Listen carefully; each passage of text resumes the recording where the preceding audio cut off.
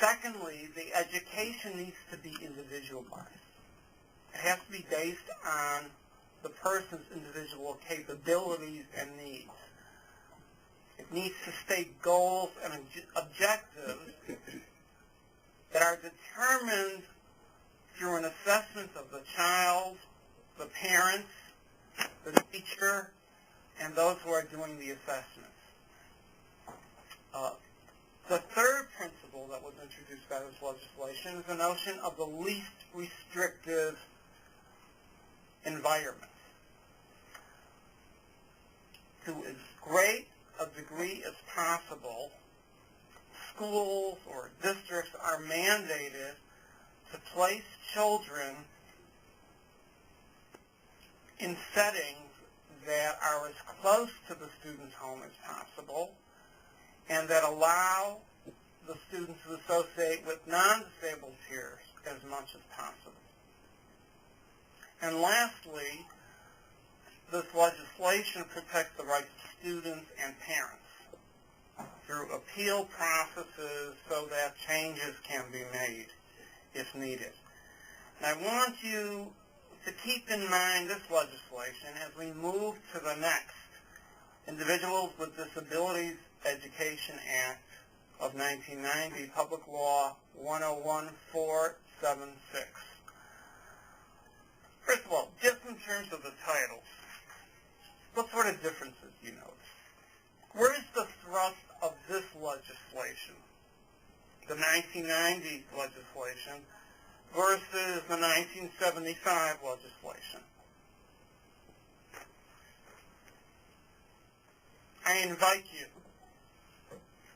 You can use your little hand.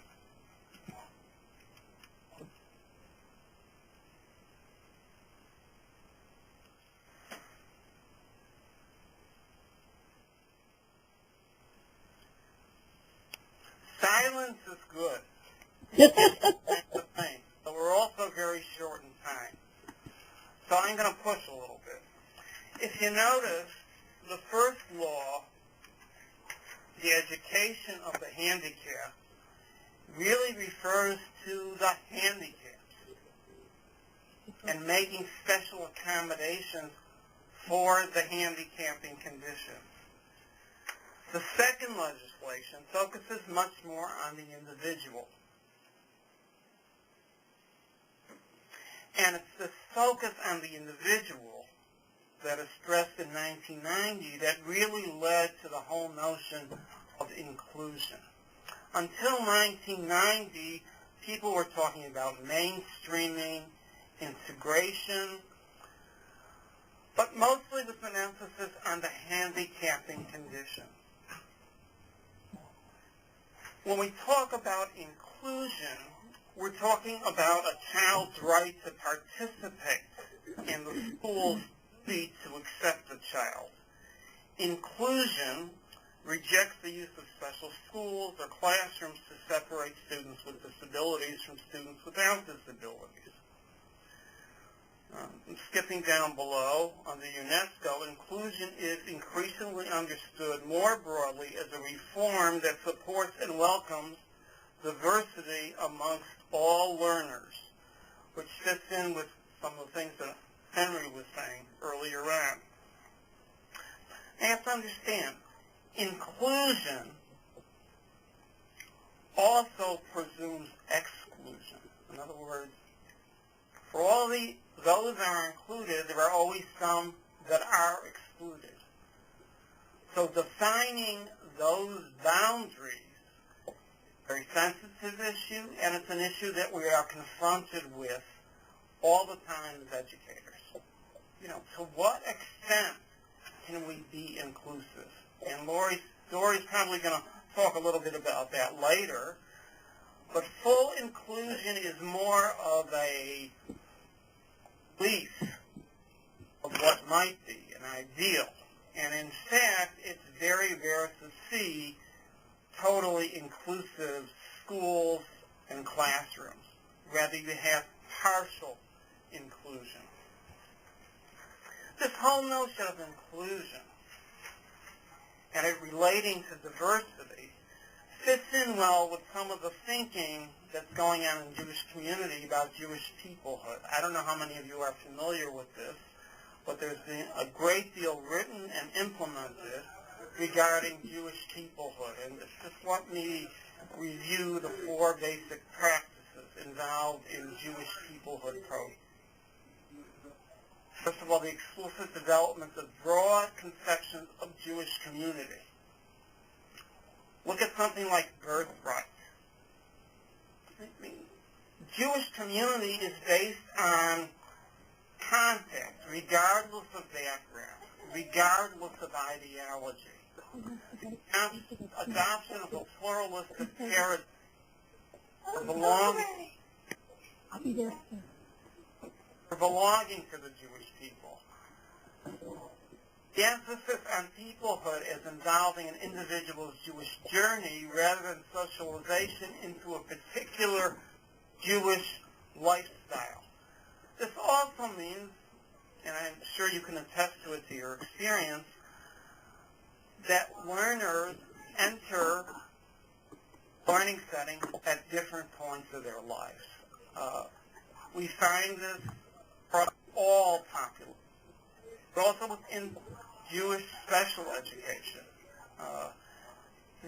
Many children are not able to participate or have a bar mitzvah or a bat mitzvah. But we're finding more and more that it might be more appropriate to have that ceremony later on in life, or some other type of inclusionary ceremony. And the last core practice is a framework for concrete commitments and action. If you're interested, I'll be happy to pose a lot of the work that's been done on Jewish peoplehood, and it's having a direct effect on the perspective of federations across the country, and also Jewish special education. I want to move next to my operating principle, Jewish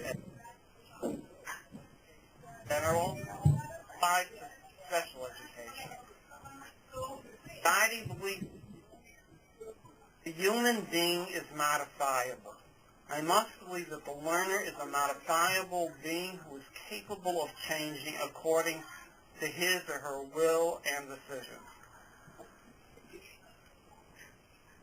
I attribute much of my understanding of this belief to my teacher, Professor Ruth Feuerstein,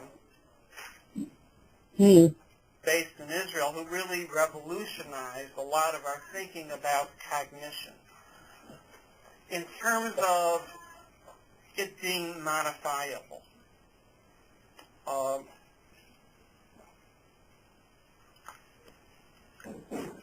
Assisting individuals to help recognize their goals, their decisions, regardless of disabling condition. I believe it has to encourage young people, all people, to realize to what a large extent future is derived by their own goals, their own desires, their own beliefs about it.